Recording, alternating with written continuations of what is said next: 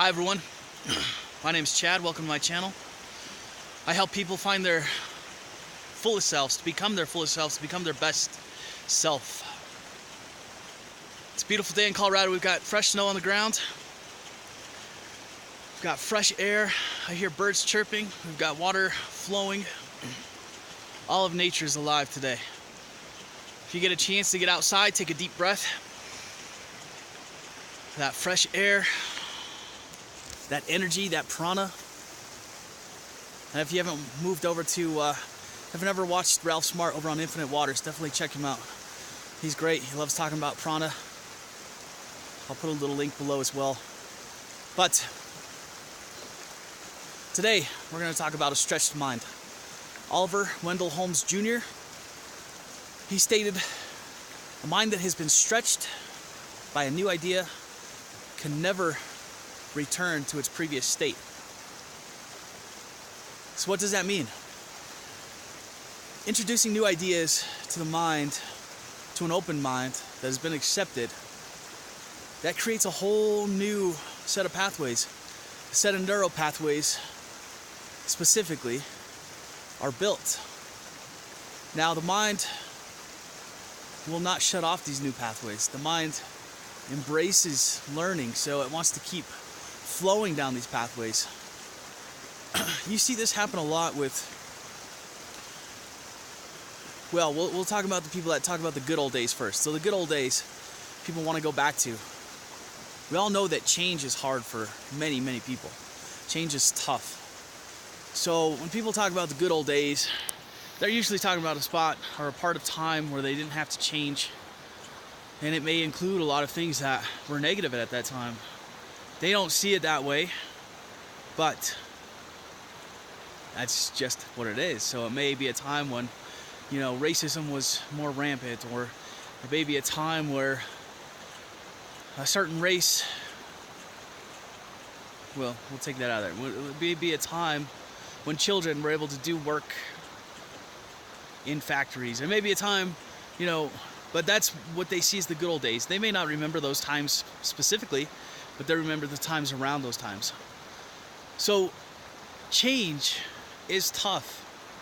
There's a gentleman in the South who's African American who had this thought process to go and reach out to these KKK members, and the results have been nothing short of amazing. He's able to meet with these leaders to just talk with them, which is what we should do anyway as humans. We should talk to our fellow neighbors, fellow people, fellow human beings. And we should listen to their side. It's harder to do in our political climate, and especially if you're in the US these days, and around the world. I know it's happening around the world.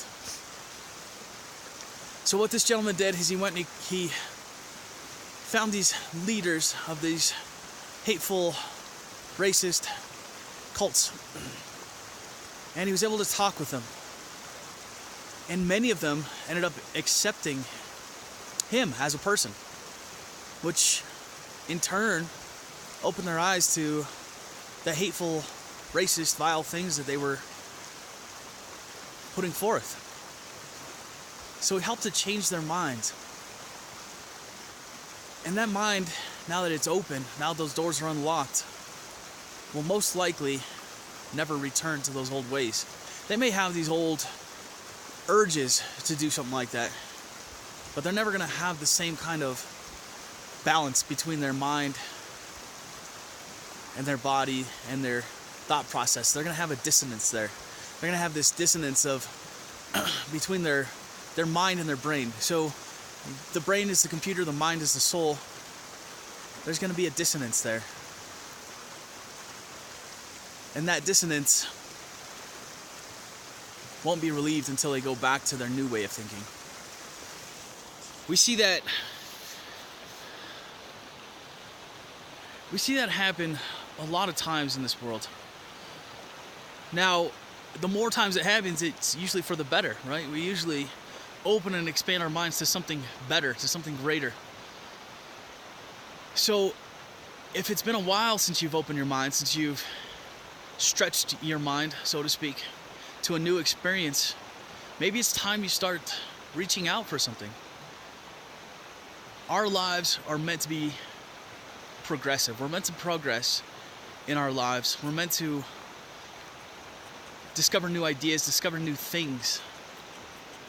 And it's uncomfortable a lot of times. But once we do that, we can start to find a comfort in the uncomfortability.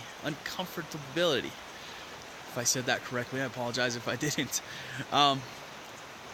So, open your minds to new experiences. Just remember, they're not going to go back to where they were. And break your old habits. The old habits are what keep us in this paradigm. We'll talk about paradigms later on.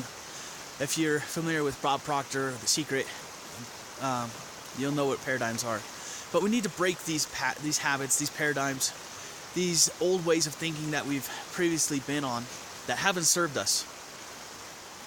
Now, if we're stuck in an old way of thinking, it probably hasn't served us. And if it has served us, all the better. Build on it, grow it. So learn how you can break your old habits. Starting today, break something that you know isn't great for you. And start building a new one. Start building a new paradigm.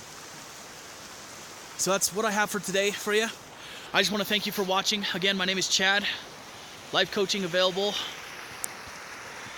I can do that remotely. Or if you're in beautiful Colorado, just want to show you that wonderful blue sky in the background. Just a wonderful day. But I love you all. I wish you all a wonderful, positive, joy-filled day. And I'll see you next time.